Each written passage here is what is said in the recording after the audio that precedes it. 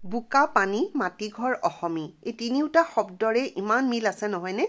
অসমৰ মাটিৰ বুকা পানী কিন্তু তিনিওটাৰে কাম বেলেগ বেলেগ মাটিঘৰ বেলতলাত অৱস্থিত এটা সৰু শান্তিৰ হোমষ্টে যোৱা দেওবাৰে মহিলাৰ অনুষ্ঠান অসমীয়ে মাটিঘৰত এটা পটাৰী ৱৰ্কশ্বপ অনুষ্ঠিত কৰিছিল টেৰাকোটাৰ ব্ৰেণ্ড বুকা পানীৰ পটাৰী এক্সপাৰ্ট মনীষা বৰা দত্ত আৰু নিভা দেৱী এই প্ৰশিক্ষণ দিছিল 20 গৰাকী প্ৰশিক্ষাৰ্থীক অসমীৰ সাজিদা দলেক অশেষ কৃতজ্ঞতা জনালো মোক এই প্ৰশিক্ষণৰ কাৰণে নিমন্ত্ৰণ দিয়াৰ বাবে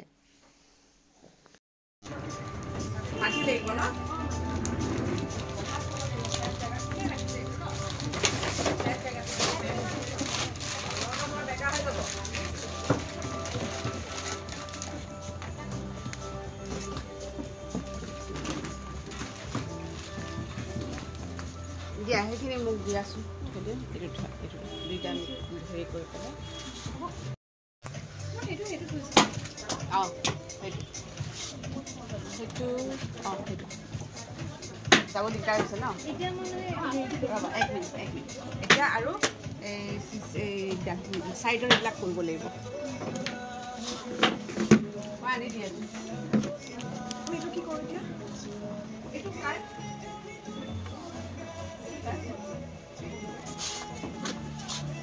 তোমার হ্যাঁ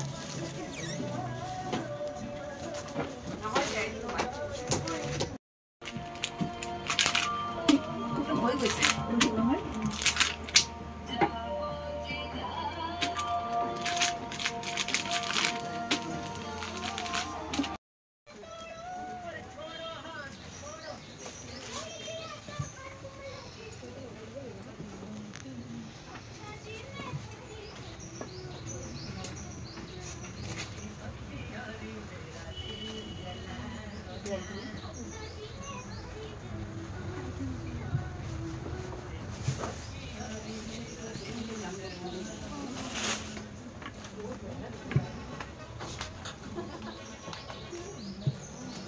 क्या লাগিব ললে হল না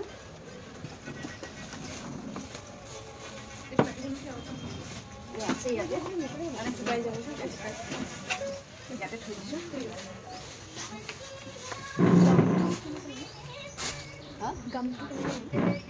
গামটো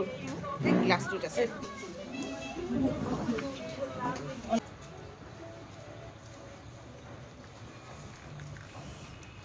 ফোন আহিছে pull up. I have video. More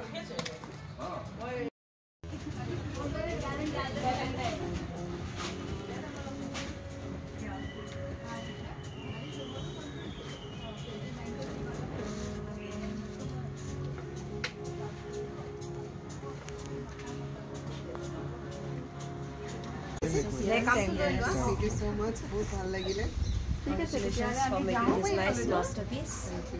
artist Manisha Bora Dutta আৰু নিভা দেৱীয়ে প্ৰতিগৰাকী প্ৰশিক্ষাৰ্থীক তেওঁলোকৰ সহজ সৰল ব্যৱহাৰেৰে যিদৰে বিষয়টোৰ প্ৰতি আগ্ৰহী কৰিছিল সেয়া মোৰ কাৰণে স্মৰণীয় হৈ ৰ'ব এই কামটো কৰোঁতে যিমানেই হাতখন লেতেৰা হয় সিমানেই শিল্পীৰ হাতত প্ৰাণ পাই উঠে সাধাৰণ অকণমান বোকামাটি টেৰাকোটা মৃৎশিল্পত শিল্পীসকলে যি পৰিশ্ৰম কৰে সেই হিচাপে তেওঁলোকে তাৰ লাভ নাপায় সাধাৰণ মাটিৰ কলহ এটা আঁৰত কিমান পৰিশ্ৰম থাকে মানুহে নুবুজে তাতো দৰদাম কৰে মাটিবোৰ আন কোনোবা এটা বিশেষ ঠাইৰ পৰা আনিব লাগে তাৰ পিছতো বহুত প্ৰসেস একেবাৰে শেষত বাসনবোৰ পুৰিব লাগে মুঠতে এক দীঘলীয়া পৰিক্ৰমা আজি মই আহিছো মাটি ঘৰলে মাটি ঘৰত মোক সুকন্যাই আজি মাতিছিলে একেবাৰে অকণমানি এটা মৰম লগা ঘৰ সুকন্যা সদায় শুনি আছিলো আজি আহি পেলাই লগতে মোৰ ৱৰ্কশ্বপো হৈ গ'ল